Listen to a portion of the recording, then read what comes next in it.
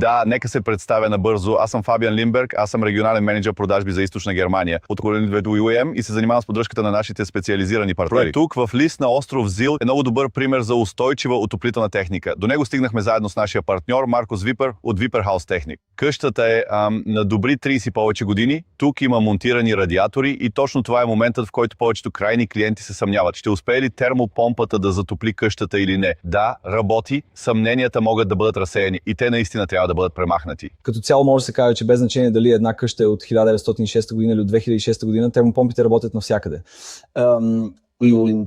Тогава винаги става въпрос за икономическата ефективност. А при икономическата ефективност просто може да се каже, че точно високоефективни системи като термопомпите на OWM винаги се изплащат във време на експлоатация.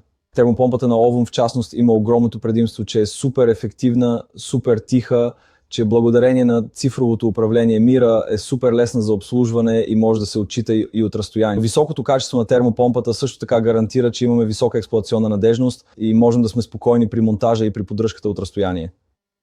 Къщата все още беше с първото си отопление, т.е. съвсем обикновено атмосферно газово отопление, а това е тип отопление, което е с около 92-93% ефективност.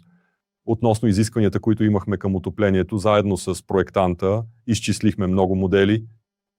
Ja, wir haben изчисление на амортизация nach Nutzung zwischen 8 und 12 Jahren sich amortisiert und günstiger läuft als konventionelle Systeme. Нашите клиенти, съответно нашите специализирани партньори, а също и техните крайни клиенти се убеждават най-вече от това, че можем да предложим изключително висока ефективност. Най-мощната ни инсталация има SCOP над 6. Ние бяхме и първите, които преодоляха тази граница. Миналата седмица с 1 кВт електроенергия постигнахме 7,2 кВт топлина. Това е доста готино.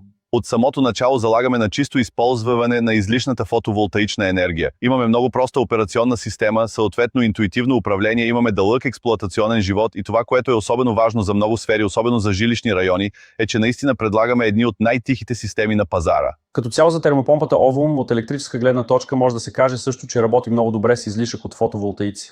Или я свързваме директно с инверторите. По принцип там имаме Modbus протокол по отношение на SunSpect. Това работи супер. Можем да управляваме електрическата мощност точност до ват с фотоволтаична система и термопомпата Ovum. Монтажът беше много положително преживяване за нас. Всички прогнози бяха надминати, стана по-бързо, мина гладко. За нас беше, как да кажа, всичко от един доставчик.